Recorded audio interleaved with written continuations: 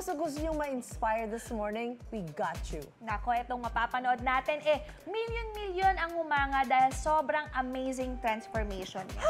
Tingnan nyo, yung iba nga hindi makapaniwala at napa-comment na lang sila na siya ba talaga yun? Ako nga ba to? Hindi. Actually, hindi po kami to. Curious na kayo, di ba? Let's watch this! Binubuli noon, Fitspiration na ngayon. Yan ang viral sa social media na si John Lainel Carmen dahil ang kanyang glow-up video umabot na ng 8.7 million views na hinangaan ng maraming netizens. Simula noong bata pa lamang siya, hiling na raw niyang kumain at mag-midnight snack ng kanin at ulam. Dito na tumaas ang kanyang timbang hanggang sa makapagtapos siya ng pag-aaral. Umabot siya ng 152 kilos. Dahil dito, nahirapan siyang mamili ng kanyang susuotin. Bumaba rin ang kanyang self-esteem dahil na rin sa pangingitim ng kanyang mukha. Dito lalong lumala ang pambubuli sa kanya. Kaya naman si John nagpasya sa sarili na kailangan talaga niyang magpapayat sa pamamagitan ng calorie deficit o pagbawas ng kanyang kinakain. Pagkatapos si John mag-transform, ilan nga sa mga comments ay, hala, grabe yung transformation, grabe din ang pagpayat nyo. Paano nyo ginawa? Tips please! Nakatulong din ang healthy lifestyle mo. Iba ang glow. Galing! Hindi makapaniwala ang lahat. Ano na kaya ang itsura niya ngayon? Abangan yan mamaya sa unang hirit. Kasi ito dahil umabot sa 8.7 million views ang glow up ni John Lainel Carmen. Wow! Grabe ang kanyang glow up. Sobra. So, ayan guys ha, yan po siya noon. Titigan nyo na mabuti dahil baka hindi nyo siya makilala mamaya. Naku, gulat na gulat din ang mga netizens. Sabi nga sa mga comments online siya ba talaga yan? Pues, this morning, to see is to believe. Are you ready? Are you ready? Are you ready? Ready! Alright mga kapuso, heto na siya!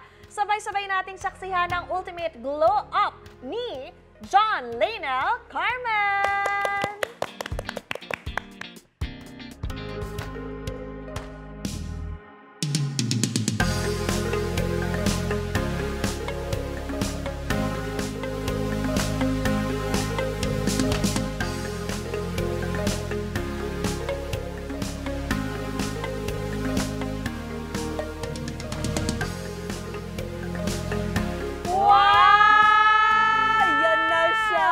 Iba na itsura niya. Actually, sabi ko nga, di ba, kung dumaan siya sa harap ko, hindi ko siya makikilala.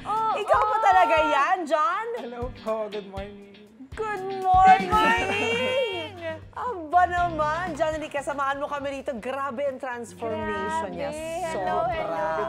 Good morning. Welcome to Unang Hirit, John. O, kamusta naman? Anong masasabi mo na sobrang trending yung video transformation mo?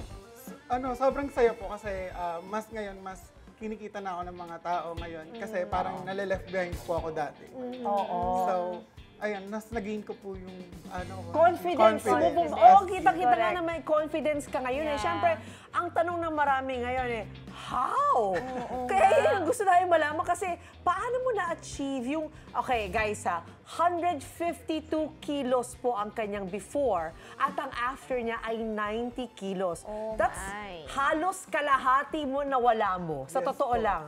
How did you do it? Siguro po, kasi noong una, hindi naman po ako na-apekton sa mga discrimination po. Okay. Pero dumating po kasi sa point na parang ang dami na nagsasabi na relatives ko na magpapayat na po ako. So, masakit na siya, kumbaga. Pag galing sa pamilya, no? Iba yung, sometimes may ganong it hits hard. Nasa puso, aray, tita naman. Correct. So ano yung unang step mo? Yun po, dati po kasi hirap na hirap po talaga ako mag-diet. So, ang ginawa ko po is inunti-unti ko po siya. Kasi in a meal po, nakaka-7 rice po ako in a meal. What? Oh my God! Tapos binawasan mo siya mula 7 naging? 7 to 2 po. Hanggang nag-half Grabe. rice. Half cup na lang? Parang inanli rice mo na yun. Grabe. Kalahating kanin, kaya kalahati na lang sarili niya ngayon, di ba? Oo nga. So, John, gaano katagal mo naman na-achieve yung ganyang timbang mo? It took me po 7 months para Tapos 7 minemaintain months. ko na lang po siya ngayon. Okay, so 7 months na ang tawag po dyan ng calorie deficit, di ba? Ako, sigurado ako na marami na i-inspire kay John. Ako rin na-i-inspire sa kanya. At lalo marami rin may goal na magpapayat. So para magabayan tayo ng tama, makakasama natin this morning ang internal medicine endocrinology doctor na si Dr. Nemencio Nicodemus Jr. Good morning, Doc! Good morning. Good morning. Okay, so Ayan. Doc, ito naku marami tayong pag-uusapan ngayon. Very Pag-usapan interesting. natin yung diet na ginawa Oo. ni John dito. Ito po yung tinatawag na calorie deficit. So, paano po ba ito gawin? At lahat po ba ay pwedeng subukan ito? And what does it mean? Okay, una muna, ano yung calorie? Okay. Kasi ang calorie, ibig sabihin energy. Okay. Energy intake ng food. So kapag ikaw kumakain ng any kind of food, may calorie yan. Okay, So ang yes. ginawa ni John, basically, from a very high caloric intake niya dati na 7 cups of rice every meal, unti-unti niyang binawasan yung number of calories. Ibig sabihin, yung kinakain mo, binawasan mo para yung amount of energy na kailangan ng katawan mo, yung tama lang. Okay. So what he did was actually a good way of weight loss. Good, He was okay. slowly reducing yung amount of energy na pumapasok sa katawan niya. Ito yung sinasabi natin, noong panahon ko, ang tawag nila dyan is reduce. Di ba?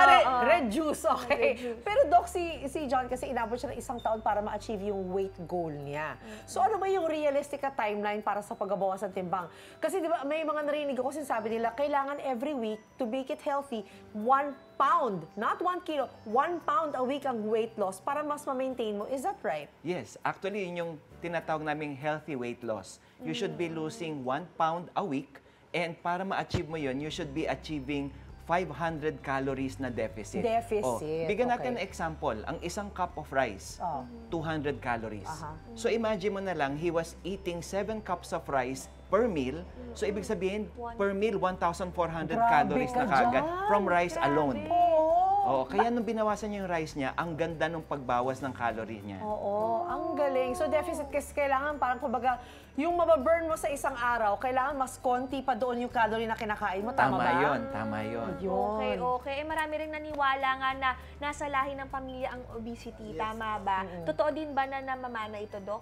Yes, actually, batay sa pag-aaral ngayon, ang genes para maging obese nandoon sa ating mga magulang. In fact, studies say, yung heritability ng pagkakaroon ng obesity can be from 40 to 70%.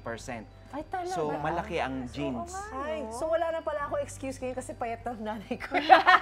Pero may mga naniniwala din po kasi na malamig daw na tubig, nakakataba. Ito yung mga pamahiin Oo na, nga, di ba, tama, kung saan tama. napupulot. Totoo ba yun, Doc? Unang-una, tubig, walang calories. Okay. Kaya malamig, Oo. kaya mainit, Oo. same, no calories. So, okay. hindi ka tataba sa tubig. Ayun, okay. So, So, anytime- dapat nga uminom ka ng maraming tubig, di ba, Doc? Yes, You hydrate have to. yourself. Oo. Oo, tama. Lainel, John na lang ha. Meron ka bang tips or mensahe Oo para sa nga. mga na-inspire mo sa transformation mo? Oo, para maging ganyan din sila. Half of yourself. Yes. Siguro po ang masasabi ko na lang is, matuto po natin mahalin yung sarili natin. Kung gusto po natin tumagal sa mundong to, Totoo. unahin po natin yung health natin. Oo, dahil pag nadali ka ng diabetes, mahirap kalaban ng diabetes, ha? Oo. Sa totoo lang. Correct. Nice. Maraming salamat po, Doc. And John, congrats ha. Thank you. Oo, congrats. Grabe. Achievement Oo. talaga. Ang dami namin natutunan ngayong umaga, no, Miss Lynn? Oo nga, ayoko na. Magkakalendary din. Ako din nga. Ang hirap.